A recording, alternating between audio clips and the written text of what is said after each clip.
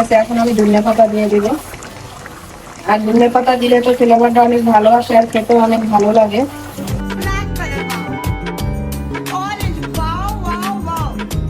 আসসালামু আলাইকুম, কেমন আছেন বন্ধুরা? আবারও ফিরে আসলাম নতুন একটা ভিডিও নিয়ে। আজকে আমি রান্না করব সাগরের ফ্রেশ মাছ। কালকে রাত্রে আমরা ধরে আনছি। দেখেন একটা ট্যাংরার সাইজ দেখেন কত বড়। দেখেন অনেক বড় বড় ট্যাংরার সাইজ গুলো। তো আমি এই ট্যাংরা গুলো আজকে কাঁচা রান্না করব, ফ্রাই করব না। আর এইটা কি মাছ বন্ধুরা? ফলি মাছের মতো দেখা যায় না, কিন্তু এটা ফলি মাছ না। আর এই যে দেখেন ইলিশ মাছ, জাতীয় মাছ ইলিশ মাছ। তো এই জায়গায় অনেক মাছ আছে, এটা সুরমা মাছের মতো। তো আমি এখন সবগুলো মাছ কেটে নিব। কেটে ধুয়ে পরিষ্কার করে আমি রান্না করব, ভাজবো না, কষিয়ে রান্না করব। তো আমার সাথেই থাকবেন, ভালো লাগলে সম্পূর্ণ ভিডিওটা দেখবেন। তো আমি এখন মাছগুলো পরিষ্কার করে নিব।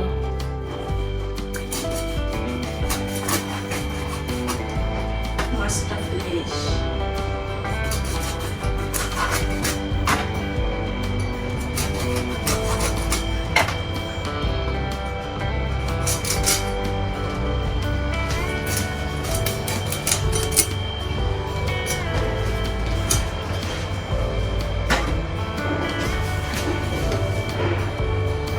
তো বন্ধুরা সব মাছগুলো আমি কেটে নিছি, দেখেন অনেক সুন্দরভাবে।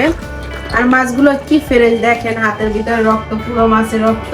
তো মাছগুলো আমি এখন পরিষ্কার করে নিব। বন্ধুরা মাছগুলো আমি কেটে পরিষ্কার করে নিছি, ভালোভাবে লবণ দিয়ে ধুয়ে নিছি। তো মাছগুলো আমি এখন রান্না করব।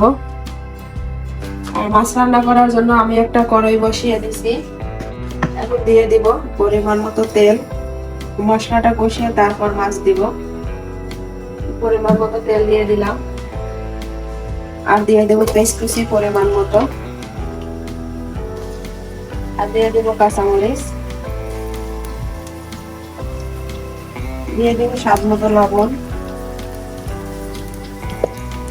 এগুলো আমি এখন ভালো করে ভেজে নেব। তো আমি পেস্টটা ভালো করে ভেজে নিছি। এখন মশলা কষানোর জন্য আমি পরিমাণ মতো পানি দিয়ে দিব। পানি দিয়ে দিলাম। আমি এক এক করে এখন মশলা অ্যাড করব। দিয়ে দিলাম পরিমাণ মতো আদা রসুন পেস্ট। আর দিয়ে দিলাম পরিমাণ মতো হলুদের গুঁড়া, পরিমাণ মতো মরিচের গুঁড়া। আর দিয়ে দিব জিরা পাউডার। আর দিয়ে দিব ধনিয়া পাউডার। তো আমি সব মশলা দিয়ে দিলাম। এখন আমি ভালোভাবে কষিয়ে নিব। আর মশলাটা ভালো করে কষিয়ে নিব যতক্ষণ না মশলা থেকে তেল ছেড়ে যায়।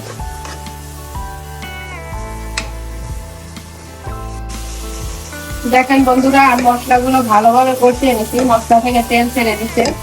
এখন আমি দিয়ে দিব ধুয়ে রাখা মাছগুলো। মাছগুলো দিয়ে আমি হালকাভাবে একটু কষিয়ে নিব।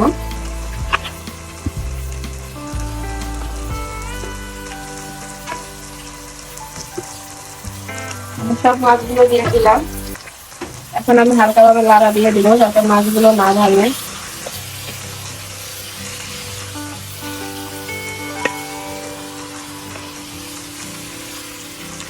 তো আমি সব মাছের সাথে মশলার সাথে মিক্স করে নিচ্ছি। আমি এখন 1 মিনিট ঢাকনা দিয়ে দিব। 1 মিনিট পরে আমি পানিটা দিয়ে দিব। তো বন্ধুরা আমি এখন ঢাকনাটা খুলে নিলাম। আমি আর নাড়া দিব না। আমি উপর থেকে কেটে রাখা পাকা টমেটো দিয়ে দিব। টমেটো গুলো দিয়ে দিলাম। আর মাছগুলো তাজা, অনেক ছেড়ে, সেই জন্য আর আমি ফ্রাই করলাম না, এইভাবে কষিয়ে রান্না করলাম। আর পরিমাণ মতো গরম পানি দিয়ে দিই। এখন আমি পানি দিয়ে দিলাম। এখন আমি একটু এইভাবে ঘুরিয়ে দিব, নাড়া দিব না। এখন আমি 5 মিনিটের জন্য ঢাকনা দিয়ে দেব। তো বন্ধুরা আমি এখন ঢাকনা খুলে দেখে নিব। তো দেখেন কালারটা কিন্তু অসাধারণ আসছে। আমি আর নাড়া দিব না। খোলার পরে অসাধারণ একটা ঘেরান আসতেছে, কারণ ফ্রেশ মাছ এইভাবে রান্না করতেছি। আপনারাও সাগরের ফ্রেশ মাছ এইভাবে রান্না করে খেয়ে দেখবেন, ভালো লাগবে। তো এখন আর আমি ঢাকনা দিব না, আমি এইভাবে এখন 3-4 মিনিট জাল দিব। তো বন্ধুরা আমার তরকারিটা হয়ে গেছে, দেখতে পাচ্ছেন কালারটা চেঞ্জ হয়ে গেছে। এখন আমি ধনিয়া পাতা দিয়ে দিব। আর ধনিয়া পাতা দিলে তো ফ্লেভারটা অনেক ভালো আসে আর খেতেও অনেক ভালো লাগে। আমি ধনিয়া পাতা দিয়ে 1 মিনিটের জন্য ঢাকনা দিয়ে দিব, তাহলে আমার মাছটা হয়ে যাবে। তো বন্ধুরা এখন ঢাকনা খুলে দেখে নিব। দেখেন আমার মাছটা হয়ে গেছে। তো আমি চুলাটা বন্ধ করে দিব। আর ঢাকনাটা খোলার পরে এত সুন্দর একটা ঘ্রাণ আসতেছে বন্ধুরা, কি বলবো, অসাধারণ। তো দেখেন মাছের তরকারিটা। আর আজকের রান্নাটা কেমন লাগছে আপনাদের কাছে অবশ্যই জানাবেন।